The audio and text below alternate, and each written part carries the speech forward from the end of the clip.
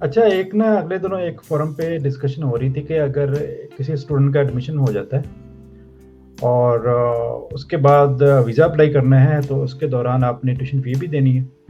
तो let's say अगर visa reject हो जाता है तो ट्यूशन फ़ी क्या वापस मिल जाती है? तो ट्यूशन फ़ी वापस मिल जाती है अगर आपका वीज़ा रिजेक्ट हो जाए। वैसे तो वीज़ा रिजेक्ट नहीं होना चाहिए।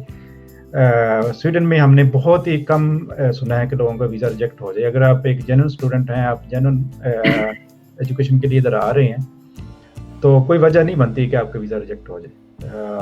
लेकिन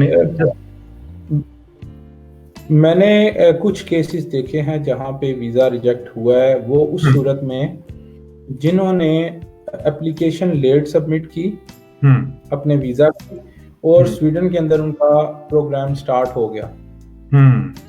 तो वो केसेस मैंने देखे कि यूनिवर्सिटी जो माइग्रेशन ऑफिस है वो कहता है कि आपका क्योंकि प्रोग्राम स्टार्ट हो चुका है, तो हम आपको अभी वीज़ा नहीं देंगे, आप यूनिवर्सिटी से ये कंफर्मेशन लाएं कि आप कंटिन्यू कर सकते हैं। तो अगर तो यूनिवर्सिटी कंफर्मेशन दे, देन आप अपील करेंगे और वो आपको नेक्स्ट स्टडी पीरियड से वीज़ा इशू कर देंगे। तो वो एक प्रोसेस है जिसमें मैंने कुछ केसेस देखे हैं।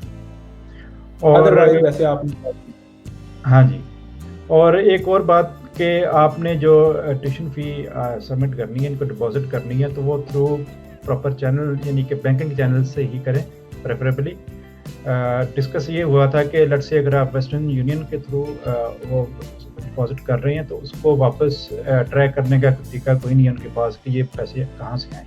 सही, तो बेहतर है कि आप थ्रू प्रॉपर चैनल वो फ़ी डिपॉजिट करें कि जस्ट इन केस खुदा खास्ता अगर आपका वीज़ा रिजेक्ट होता है या आपका माइंड चेंज हो जाता है कि आपने कंटिन्यू नहीं करना, तो यूनिवर्सिटी के पास एक ट्राई करने का तरीका हो कि भी इस इंसान ने पैसे भेजे थे तो उसको वो वापस कर सकें।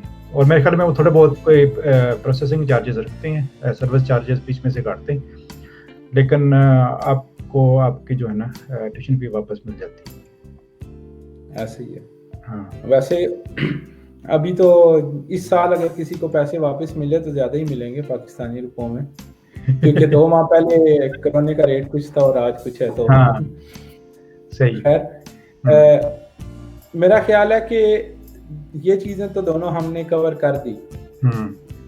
अब तीसरे रिक्वायरमेंट मतलब हर लिहाज से कवर हो गई हैं, और लेकिन अगर अभी भी किसी के ज़हन में क्वेश्चंस हैं, कोई क्वेरीज हैं, तो इस वीडियो के नीचे कमेंट कर दें।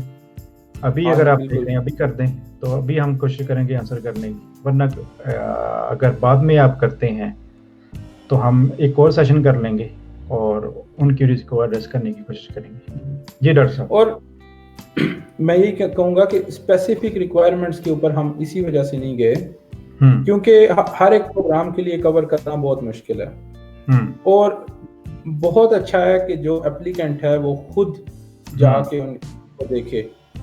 और अगर ये लोग किसी कंसल्टेंट के पास जाते हैं तो उसने भी यही काम करना है। उनका सिर्फ क्या होगा कि उन्होंने ये चीजें कर करके तो याद कर ली हैं, वरना इंफॉर्मेशन जो चीज वेबसाइट पे लिखी हुई है उन्होंने भी वही काम करना है एज इट इज।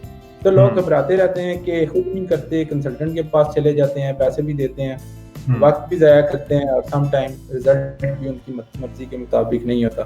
तो ये चीज़ें भी मेरा ख्याल है देखने वाली हैं। खैर, इसको हम यहाँ पे रोकते हैं सर। रिक्वायरमेंट्स को वो बातें और जो अभी हम इसमें ऐड कर सकते हैं, अगर आप इजाज़त दें तो। जी जी। जो अक्सर क्वेश्चन हम देखते हैं जो हमारी फेसबुक ग्रुप के ऊपर उन लोगों ने लिखा होता है कि वो बड़ा ना ओपन एंडेड क्वेश्चन होता है कि मैंने स्वीडन आना है, मैंने वहाँ पे पढ़ना है, तो मुझे गाइड करें। आप इस क्वेश्चन का आप क्या आंसर करेंगे?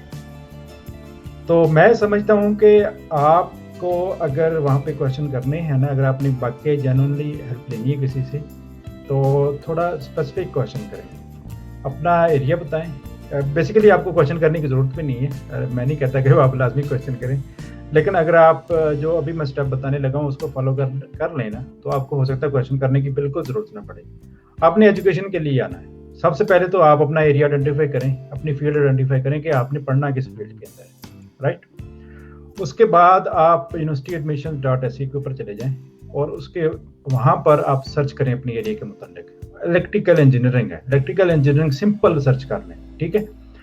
तो स्वीडन की हर यूनिवर्सिटी के अंदर जितने प्रोग्राम हैं, चाहे वो मास्टर्स हैं, चाहे वो बैचलर हैं, वो सारे के सारे सर्च रिजल्ट के अंदर आ जाएंगे। ऑलराइट, उसके बाद आप अगला स्टेप लें, और अगर तो आपने बैचलर के लिए आना है तो वो वाले प्रोग्राम्स देखना शुरू कर दें जो कि बैचलर का उन्होंने बताए हैं, वो वाले 180 ECTS वाले प्रोग्राम होते हैं।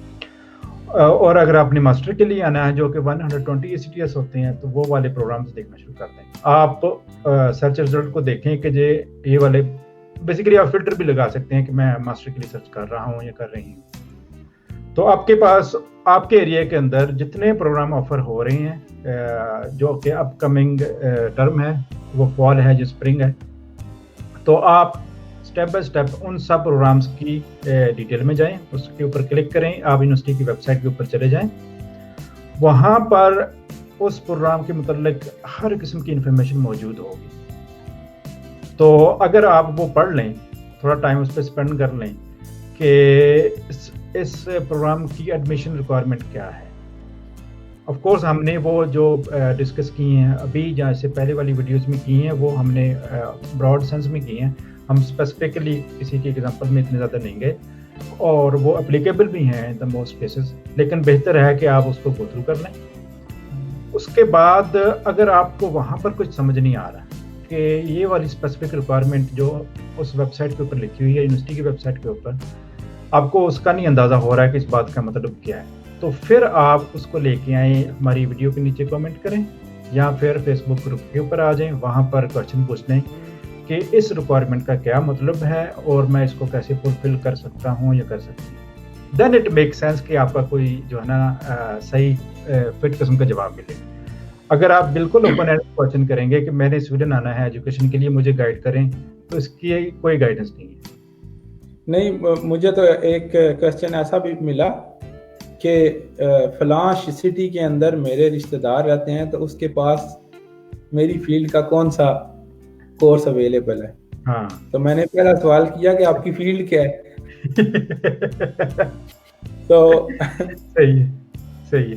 तो ये बिल्कुल मेरा ख्याल है आपने स्पॉट ऑन आंसर किया है कि आप सवाल इतना क्लियर लिखें कि जवाब देना आसान हो जाए किसी के लिए भी। ग्रुप में बहुत से लोग बैठे हैं जो कि बहुत हेल्पफुल हैं। मैंने देखा है कि there are hundreds of people जो कि लोगों की बड़े खुले दिल के साथ हेल्प करते हैं। तो अगर सवाल आसान हो तो लोगों के लिए जवाब ढूंढना भी आसान होगा। जबरदस्त। अच्छा, ये एक क्वेश्चन आया हमारे पास, फैमिली वीजा मिल सकता है? ऑफ कोर्स, इसका बताएं। फैमिली वीज़ा मेरे ख्याल में जितना स्वीडन में मिलना इजी है, उतना शायद किसी और जगह इजी नहीं है।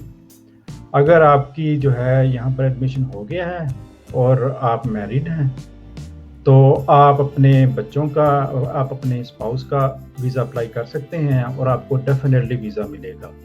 हमें कितने 12-13 साल हो गए हैं, हमने आज तक ऐसा नहीं देखा कि अगर आपका केस लेजिटिमेट है तो उन्होंने आपकी फैमिली को वीज़ा नहीं दिया और आपको दे दिया। ऐसा नहीं हो सकता। जो स्कैंडिनेवियन कंट्रीज़ हैं, स्वीडन, डेनमार्क, नॉर्वे, ये पूरी दुनिया में इस बात के लिए फेमस हैं कि ये फैमिली लाइफ को बहुत सपोर्ट करते हैं। तो आपको फैमिली वीज़ा तो हरगिज़ मिलेगा अगर आपका केस जेन्युइन है, तो कोई उसमें शक वाली बात ही नहीं।